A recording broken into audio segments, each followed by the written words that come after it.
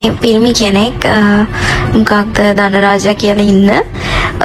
ඉතින් මට හුඟක් කට්ටිය DM කරනවා ඒකට ඇක්ෂන් එකක් ගන්න යා මොනවද කියවන්නේ පිස්සුනේ කියවන්නේ එහෙම කියලා. හැබැයි මං ඒව එච්චර කියා ගන්න කෙනෙක් නෙමේ. මොකද එක එක මානසික මට්ටම් වල ඉන්නේ අපිට බෑ කාවත් හදන්නවත් කාවත් වෙනස් කරන්නවත්. උඹලට ඇහුණත් දැන් යෝහානි හංසිකා කියපු කතාව.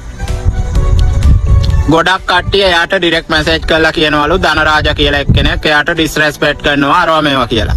එතකොට යෝහානි ඒ වෙනුවෙන් ඇක්ෂන් එකක් ගන්නෙ නැහැ. යෝහානිගේ හිතේ මං ගැන තියෙනවා ලොකුම ලොකු ලව් එකක්. එයා මගේ සෝල්මේට් කෙනෙක්. අපේ ප්‍රීසෝල් පාස්ට් එකේ අපි දෙන්නම ගොඩාක් දිග ලෙජන්ඩ් එකක් ඒක. උඹලට ඒක තේරෙන්නේ නැහැ. ඒ කියන්නේ ගොඩාක් ඈත අතීතේ අපි දෙන්නා ඒ කියන්නේ සෝල්මේට්ලා. දැනටත් එයා මගේ සෝල්මේට්. එයා අර යහන්සද කවුද එයාගේ අර මේ ඉන්නේ දැන් අර අලුත් රිලේෂන්ෂිප් එකක් තියෙන්නේ. උඹත් හොඳට මතක තියාගනින් කොල්ලෝ. උඹට කලින් මම උඹගේ ගෑණිව දන්නවා යෝහානිව. උඹට කලින් මම ඔය කිව්ව දැකලා තියෙනවා. හරිද?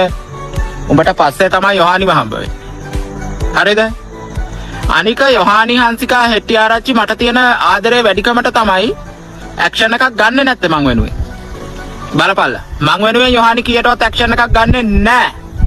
ඉතින් යෝහානිට අමාරුවක් නැත්තම් මං අහන්නේ තොපිට මොකද්ද තියෙන අමාරුව? තොපිට මොකද්ද තියෙන පුකේ අමාරුව? යෝහානිට කිසිම අමාරුවක් නැහැ නේ ඒක.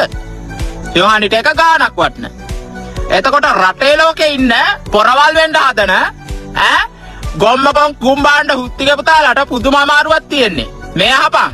ඔය අමාරුව අයින් කරගනින්. අමාරුව නැති කරගනින්. ඒක යෝහානිට අමාරුවක් නැත්නම් අනික උඹලට බඩේ අමාරුවක් ඇදිලා උඹලා ඇඳක වැටිලා මේ දඟලා අමාරුවෙන් ඉන්න වෙලාවට යෝහානි හංසිකා ඇවිල්ලා උඹට සුප් එක පවනවද? සර්ව් කරන්නේ කවුද? ගෙදර ඉන්න ගෑණිනේ. එහෙනම් මොකද්ද හුත්තෝ තියෙන අමාරුව? ඒක මා යෝහානි බලා ගන්නම්. මමනේ යෝහානි ගැන කියන්නේ. ඒක එතකොට ගනුදෙනුව වෙන්නේ අපි දෙන්න අතර යෝහානිගේ මගේ අතර. එතකොට ඒක යෝහානිගේ ප්‍රයිවට් ප්‍රශ්නයක්. ඒක මගේ ප්‍රශ්නයක්. ඒක අපි දෙන්නගේ අතර අපි දෙන්න ඒක මේ අපි කියවනේ විසඳ ගන්නම් කියලා. උඹලා ඒවට ඉන්වෝල්ව් වෙන්න එපා. ඒකිට ඩිරෙක්ට් මැසේජ් කර අරවා මේවා කියන්න යන්න එපා. උඹලා කියනවා යෝහානිට ගිහිල්ලා මේ ඇක්ෂන් එකක් ගන්නලු. යකෝ වචනයක් කිව්වා කියලා අතපය කැපෙනවද බා? මං එයාට දැන් යෝහානි ඔයා හිතනවා ඇති මං ඔයාට ඩිස්රෙස්පෙක්ට් කරනවා කියලා. ඔයා මට ගොඩක් ආදරේ බවත් මං දන්නවා යෝහානි. යෝහානි ඔයාට ඩිස්රෙස්පෙක්ට් කළා නෑ මම කවදාවත්. ඇත්තටම මේ ඔයාට කවදාවත් ඩිස්රෙස්පෙක්ට් කරලා නැහැ. ඔයාට අර ඔයාගේ බියුටි එක ගැන කියද්දි ඔයාගේ කර්වි ගතිය ඔයාගේ ස්කින් ටෝන් එක ඔයාගේ ස්කින් ටෝන් එක මාරම වෙට් ස්කින් ටෝන් එකක්. මොයිස්චරයිස් ස්කින් ටෝන් එකක් නේද ඔයාට තියෙන්නේ. ඉතින් ඔයාගේ ස්කින් ටෝන් එක දැකලා මම රෝසල් වෙනවා. මම සෙඩියුස් කරන්න පුළුවන් ඔයාට.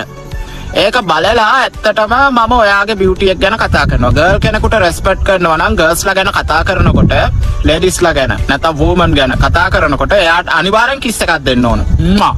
ඉතින් අර මේ මුන් හැලිවඳුරෝ රිලව් වගේ හැත්තක් මුන්ට මේ සොසයිටි එක එච්චර තේරෙන්නේ නැහැ. මේ කන්ට්‍රි අවුට්සයිඩ් එකට ගිහිල්ලා වෙන කන්ට්‍රි එකකටම යන්න ඕන. මුන්ට නොලෙජ් එක දෙන්න. මේ ලංකාවේ ඉන්න මිනිස්සුන්ට නොලෙජ් එක නැහැ. මුන් මේ කිසිම දෙයක් දන්නේ නැහැ. මුන් අර ට්‍රැඩිෂනල් එකත් එක්කමයි ඉන්නේ. ට්‍රැඩිෂන් එකමයි මුන්ගේ ෆලෝ කරන්නේ. මුන් හැමතිස්සෙම එකමයි ෆලෝ කරන්නේ. දැන් සමහර වෙලාවට මම දැකලා තියෙනවා මු ඉන්න ගමේ පොඩි ගෑලමෙක්වත් පරිස්සම් කරගන්න බෑ කියලා යෝහානි. හරිද?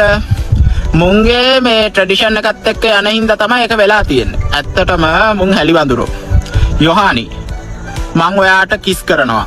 මං ඔයාගේ බියුටි එක ගැන කතා කරනවා. ඔයාගේ බ්‍රේඩ්ස් ගැන, එතකොට තව ඔයාගේ කර්වි ගතිය ගැන, ඔයා ටිකක් අර බූටි ෂේප් ඔය වගේ ඔයා ගැන තියෙන හැම දෙයක්ම කතා කරනවා. මං ඔයාව එන්ජොයි කරනවා. මං ඔයා දිහා බලාගෙන එන්ජොයි කරනවා. ඉතින් ඒක ඔයාට හොඳක් නේ. ඔයාට පිනක් නේ මං ඔයා දිහා බලාගෙන එන්ජොයි කරලා මැස්ටර්බේෂන් කරලා පොඩි සතුටක් ලැබුවම. ඔය මිනිස්සු ඉන්නවනේ ඔයාට අරවා මේව කම්ප්ලේන්ට් කරන කට්ටිය. ඔයාට මේ ඩිරෙක්ට් මැසේජ් කරලා කියනවනේ මේ මං වෙනුවෙන් ඇක්ෂන් එකක් ගන්න කියලා. ඔයා මං ගැන මොකක් හරි ආදරයක් තියෙනවා. බොරු කියන්න එපා. ආදරේ නේද? ධනරාජට ආදරේ නේ? ආදරේ නේද?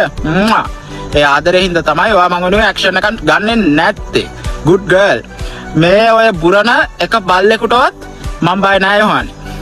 උන් අර මේ කිසිම නොලෙජ් එකක් නැති අර මේ නිකන් තනි කරම ඉඩියට්ස්ලා.